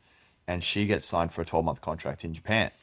So it works out perfect. I'm like, sweet. So from when you get the contract to go to the New Japan contract, you've got to be in Japan or New Zealand. New Zealand. Okay. So she's going to there, and then that. But the whole conversation is while I'm in New Zealand, is I'm getting told this is going to be waiting for the debut. So when I'm waiting for my debut in Japan, and I'm getting given this month, September, you're going to make your debut. Yep. So I'm telling Claire, like, I'm going to see you in September. This is going to be sick. And then once that happens, there's a high chance that you'll be contracted and you'll be based in Japan, living with your girlfriend. Wow. And then you can just live in Japan with her. And stars are aligning, aren't they? So I'm like, this is working out perfect. 'Cause she Yeah. got offered a 2-year contract. She knocked it back for just a year Yeah. to make sure all my things were happening. And then September comes, and then I'm ready for my debut. Yeah. Like, all the people back home that were like The doubters. the doubters that like, you know, because like a friend of mine, like one of my best friends in wrestling, he went the route of I'm going to go to the indies, independent scene in Australia, Yeah. and then try and get to the top of Australia to get seen. And then mine was I'm going to go to the company that's affiliated with New Japan and get into the big companies Yeah. that way. So many different ways. So many different ways. So at this point, I'm signed by this company technically. So I'm just like, all right, well, I'm beating my Waiting mate. your turn, yeah. And he's making a name now on Mm-hmm. the Australian scene. Gets to September. Yeah, the budget because of COVID looks like we're not going to be able to do it. But October's looking good. You've been pushed out. So I'm just in my head, I'm like, that's fine. So I've been working really hard at leading up to September. So when October comes, I'm working my ass off. I'm like, here we go. Yeah, so it's looking like January is probably going to be the debut. Oh, Jake. And then what we're thinking is possibly every second month in Japan, Yeah. you'll be on the shows Yeah. going forward. So looks really positive. Yeah. Sweet. Awesome. You're being strung along. The carrots just getting dangled. And I'm telling Claire, I'm like, you know, this is happening. And she's like, This is, yeah. it sounds like you're getting the carrot. I'm like, no. Like, he's in my head. I'm trying to justify it. I'm like, Yeah, I've of course. put these years into it. Like, Yeah. like I'm living in South Auckland. South Auckland fucking sucks. Like it's like the roughest area of New Zealand. Like my family's from my dad's side's New Zealand. Like we're Maori, Yeah. but like we're not from South Auckland. Like Yeah, South Auckland is okay. rough. Like it's Yeah, a hood, and we and so I tell Jake Claire, Taylor from the Who. and I've burned through. At this point, I've got barely any money to my name. Like all my savings is gone. My brother just like bought a house. Yeah. And Dad's looking at me like, you know, you could be home now making money. The contract that I'm on with New Japan isn't paying, like it's barely paying enough to like keep going. Like, you know, when it comes to like training and all the food you have to eat to try and keep size, like all my money's just going to food. Like that's all the money goes to is straight to food to try and keep size and gym stuff. And now we're at this point where, all right, we're doing a tour, we're doing all these shows, we're flying down to Christchurch, we're going around New Zealand. That's awesome. We're going to Sydney, that's great, but we're not going to Japan, which is the end goal. And then I remember having like another sit down. They said, look, yeah, January, it's going to happen. Like, we're looking at January. And then it got to January, and they said, with the company in Japan, we didn't make as much money Yeah, right. as we thought, and we're cutting a lot of contracts. So a lot of wrestlers took 30% pay cuts, some of them, and then they turned around and pretty much cut my contract and then two of my mates' contracts that were there that were hoping that had been dragged along for time. And then I called Claire and she said, look, it's not not happening. So she tells the office in Japan, like, all right, I'm going to move back to Melbourne. Moving back to I'm gonna Melbourne. move back to Melbourne. So it just became this thing where I'm just like, fuck. So now where I was thinking I was going to be, and my friend who did the independent scene, I've realized now that I've come back to Australia. No one in Australia knows who the fuck I am. Yeah. Because I was in the All your dojo eggs locked are in away. the dojo, I was yeah. all in secret training. All my training was in secret. Yeah. Kind of thing. And then, so I had to reintroduce myself to the whole Australian wrestling scene. So I'd be going to shows like, hey, I'm Jake. How you going? I was signed to New Japan. Never wrestled a match for him, but I trained a lot. And so I was right back at the bottom. And my friend who went the indie route is right up here on the Australian scene. So now I'm just like, Is your friend still in the Australian scene? yeah. And he's doing really well. So he's building a good name for himself. He's doing really well, killing it. But then it's You want to give you a shout out there? Edward Dusk. he started training like a few months before me, and he went the indie route, and he's killing it on the Australian scene now. So he's making a big name around. So how was that long distance dating with Claire? It was How was that to go through again? it sucked. Yeah. Because this time around, it wasn't just 3 months. Did I get to see it for a couple of weeks? 3 months, a couple of weeks. It was 5 months. The first time around filming this documentary, and then it was 12 months straight of being apart. And I got to see it for Christmas because we made a promise to each other that we wouldn't spend a Christmas apart. So I Yeah. flew to Japan, not by the company, but by myself. Yeah. And then to go spend that Christmas, which was the best time in the world. But long distance itself, it's constantly learning in those relationships and learning that you have to keep that communication going. And the trust. And all the trust and everything. And like, I'm smart enough where, like, you see some people, like, I have mates of mine that do it all the time, where, like, I've told you before about the story where a mate of mine had moved out with a girl and he put his phone down on the couch and his girlfriend said, "Can I borrow your phone for a second?" And he snatched the phone back. It's not a good look, is it? Not a good look, because they'd already been dating, they're living together. And if you're going to live with someone, in your head, you'd think, I better trust this person 100% if I'm going to be going to bed with them and waking up next to them every single day. And this comes down Some to the people thing. would actually rather give their partner their credit card rather than the PIN number to their phone. Exactly. So for me, like, Claire and I, here's my phone, go to town. Yeah. Nuts. Fine. There's full trust there. But there's people that have, and I see it all the time, like, they've changed it on Instagram now where you can see what other people's reels and what people are liking. But I remember there was a day on, like, Twitter where you could see, if you Well, you like can or something, you can't see. you can see people's reels now on Instagram. But on Twitter back in the day, if you like something, it'd pop up on someone's Oh, of feed course. that Yeah. liked. Yeah. And like, I remember yeah. seeing a mate of There mine. used to be a feed on Instagram where Yeah, it'd be yeah, like, such and such liked Yeah. this photo or whatnot. Yeah. And you'd see people that had just, it feel like just went on an absolute tangent of just liking so many girls' photos. But it's- and you get caught out like for that. But it's not people that are single. It's always these people that are like a mate of mine. I kept getting on my Twitter feed, all these like porn stars kept popping up. And I was like, why are these popping up? And then like 13-year-old Jake would be fine with this. And not like late 20s Jake at this point going like, what the fuck? But he kept liking shit. I'm like, I messaged him like, hey man, like just so you know, like I think he's engaged at this point. And I Yeah. was just like, This comes up and this it's like comes up, public dude. Like, what knowledge are you that doing? this is happening. and this comes down to this thing where like, which is called micro cheating. Okay. So micro cheating, I'm gonna butcher this completely, is doing things. So it's not full blown kissing someone else or sleeping with someone else and cheating, but it could be liking someone else's photo, or it could be still continuing to talk to a previous lover or previous ex, or it could be flirting with someone that isn't your partner. On a very minute level. Yeah, that could be anything that you find attractive. So for my mate who was living with this girl, if any female popped up on your Instagram, he'd like the photo. It was already liked by him.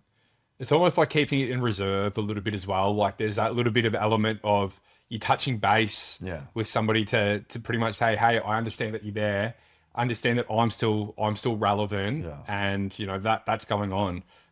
It's and you don't realize how bad it is until you take a step back and go, yeah, there's a fair bit of warning sign to that. Do you think there's a big red flag in that area? Well, it is, but that became like with learning and the long distance thing. So because Claire and I in Japan, or when I was in New Zealand for those 12 months, before that, like when I moved to the Gold Coast, I was single for the first time in 7 years. So I was obviously talking to girls, matching with girls, sleeping with girls, being single. But when I started dating Claire, I wasn't talking to anybody. Yeah. But what I was getting is I was still getting likes from girls that I had previously matched with, Yeah, or yeah. previously been on dates with, Yeah. or maybe I matched with them but I never met them, or they followed me on Instagram and I never, whatever it was. But I was still getting these likes and still getting like a flame emoji and all these different things on my Instagram, which I thought was just like, Is there a big difference between giving and receiving? yes. Is that, do you have to, that's what I mean. Are you still in trouble? If this comes up on your phone, are you still in trouble by your partner if you're receiving? Do you have to go to the point where you have to get, because you can go on Instagram and you can stop people from following you. Yeah, If this is exactly. happening on a regular basis, Yeah. is the appropriate side of you as a partner in a relationship is receiving this Yeah. sort of guilty side of the micro cheating? You should get this person to unfollow you. Well, I had a friend of mine who's he's like big on social media, and he had this whole thing that he was going through on TikTok about that he was messaging another girl, but he didn't. He messaged a girl, technically yes, but for a friend, Yeah. kind of thing, and it became this whole shitstorm. But I had the chat with him about it and said like, comes down to what you see online. So you can see what people like and stuff. And I'm seeing my friends who are in happy relationships, and they've got kids, and they're liking Sydney Sweeney's thirst trap photo. I'm like, or an OnlyFans photo. I'm like, There's absolutely no need to be doing why that. do you need to do that? So when I was learning about the micro cheating thing, because when I was having open discussions with Yeah. Claire and saying like, Claire asked like, because she's living in another country, I'm living in another country, so there's obviously like, we're still fresh into dating. Yeah. Are you getting messages from people that you've been on dates with? Are you getting these kind of things? And I Confronting checked, conversation, which is, but it's again, we're trying to build. You're trying to build long-term, that trust. So we want trust, we want communication. So, and I said to her, like, I posted something on my Instagram story, and I got like I think I got like a flame emoji from a girl that I'd matched with, never went on a date with, and she's got a boyfriend now. And I took that as originally as, at that time, I'd be like, it's fine, whatever. that's normal. I'm not giving her flame emojis, But that's they're her. That's her initiation of the reminder that I'm still here. Yeah. The micro cheating. and that comes back to the learning thing of she's just touching base, just like a sales agent, just Yeah. touching base, seeing how you going. Just noticed Just noticed you top off over there. yeah, just noticed Skip in out the front of the house. Are you thinking of selling, kind of thing? That's just like they're just keeping touching base, and like And it keeps you relevant. And realistically, when you're single, doing this is a really good way of keeping touch with females or Yeah. anybody that you want to interact with. Like, it's actually a really good method, and it's harmless, and it doesn't take much. No. But the moment that you are in a relationship or you're getting serious with somebody, that's when you got to be like, hey, like, no. I'm serious about somebody. I should probably stop doing this. Well, it's It's a learning thing. At the It's same learning time. because you at the time you don't know that you're doing something wrong. Yeah. But it's recognizing someone else's boundaries of Yeah. what they are. Like this, I don't like that. If I post a picture, or let's say your partner posts a picture, Mm-hmm. and then she has these 4 guys that keep liking your photo who've all got 6 packs, and then you know that your girlfriend may or may not have gone on a date with them. Yeah. And you're going, why are they still liking her being photos? considerate of somebody else's feelings. It makes them so if I flip it to like if these girls that I had either been on a date with or whatever happened, how does that make my partner feel? So I'd see it as that would make me kind of feel a bit shitty about Yeah. it. So as I said, when it came to Instagram, Putting now, yourself in somebody else's shoes to understand how to make you feel. I've come a long way with that. I used to be shocking with it. yeah, I often fall into the category where if I like a lot of people's stuff, I like to talk to people online, Yeah, and yeah. it can often come off the wrong way where people are saying to me, oh, gee, you like a lot of my stuff or whatever. It's not like, no, it's because like we're friends, or, there's also a fine line between I'm liking your post, I'm liking your story. It doesn't mean that I like you. Yeah. It's not in a sexual way, and you can be friends. Like, I like to touch base with people. Yeah. I know that understandably now that's probably not okay if you're seeing somebody or in a relationship. But that's all a learning process as well. Like, it's yeah, and that just comes with exactly the learning process of it and understanding your partner's boundaries and what they like, what you don't like, Yeah. without being to like the point where it's controlling. Like I don't want Yeah, you doing this, 100%, I want yeah. that. But if it's making them feel a certain way, and if you see your person as a long-term thing, then this person over here that you match with on a fucking dating app, you're gonna keep them around just for the like and the validation. it's for the validation. For the validation, just to make Which yourself is where feel good. social media hurts so many relationships these days. Exactly. Because you can obviously understand from a pitcher's point of view, like, is there still somebody in the background? Can I be doing better? Like, all that sort of stuff. And that's so detrimental. So the work that you and Claire have done within a relationship Yeah. there is, Which is all done. Majority of our relationship at this time now, I think we've just ticked over. I kind of want you and Claire to break up so then like, and then we could be together. You're the kind of man I want to be with. Because it was majority of our like relationship No, was at a very- stage where very we were cool. spent more of it apart, like Yeah, overseas yeah. than together. So it was all that kind of learning part. Yeah. But now it got to. So you're doing this, as I said before. What are the little things that I can do that mean absolutely nothing? Like these people that shouldn't mean anything to you, that hurt you, the main person that's most Yeah. important to you. So why do I need this person? Why do I need to follow this person that I was chatting to, that I was sexually attracted to 3 or 4 years ago Yeah. or 5 years ago Yeah. at that time? Why am I still following them? Yeah. What do I want from this person Yeah. that I'm following? I know it's like a little thing, but like, what am I trying to get back from this person? And this What is a kind big of thing for validation? you because you are requiring a social media following to go forward with Yeah. your wrestling. You cut a lot of promos, which are excellent. If you have not seen Jake's promos online, you're going to see him tagged and everything. Click onto them. They're fucking hilarious. So cringe. They're great. They're good. But that's just, and that was the thing that when I first started dating when I first started Claire, like when we first started dating, I'd say like I'm in wrestling, they do look at how many followers you have and what interactions you're getting Yeah. on social media. And when I used to be like, I don't want to lose a follower, in my head I'm like I need these followers for wrestling. Like, I need this. But like, There's a difference between There's a someone difference following between- you for- yeah, wrestling exactly. and someone that's like touching base. and Claire helped educate me on that. She was like, oh, so this bimbo does it. These are this is gonna help your wrestling career. Yeah. Like, no, which is it just. That's why I love Claire, because she's just she sees through any bullshit. It's just pure honest to me, and I can just be like, you're right, you're right on this. So that's when I went through my Instagram and just unfollowed every single person that I'd ever been on a date with, or if I found attractive, because there was no purpose having fun. Yeah. My future is with Good for you, man. with my partner. Yeah. This is affecting her, and it affects me in a weird way of like trying to get this weird validation that I don't need. So I just got rid of it. And it was as simple as that. If they're following me, I don't need them following me either. Just get rid of it. Yeah. It's simple. That's fair. So, and then that's what I said to a friend of mine who's on social media, big on social media. I said, dude, just get rid of anything that's causing any issues. Just get rid of your partner. This is your partner that you want to see long term. Just if that's affecting it, if that one person's affecting them, just get rid of it. You don't need it. And then it comes down to another thing that people forget to look at is who they have blocked. Because if your partner asks to That's see a good one. who you have blocked, That's a good one. that's the more conversation of why do you have that person blocked? Right. I feel like we need like that's its own episode, really, isn't it? Like, Because if you went through, like, if you started dating a girl, she's like, can I have a look at who you have blocked? And it's just all women. It's just going to be like, what's the background? What's the story with this kind of thing? So if you go through my phone, there's not one person that I follow that I'm been on a date with or anything like that. There's no girls that follow me that I any affiliation with, like any dating apps or anything like that. And if you go through my blocked people, there's no one in there. And that's just years of learning from the relationship to help build on my relationship On your clearance. trust, yeah. And all that trust and communication. very admirable.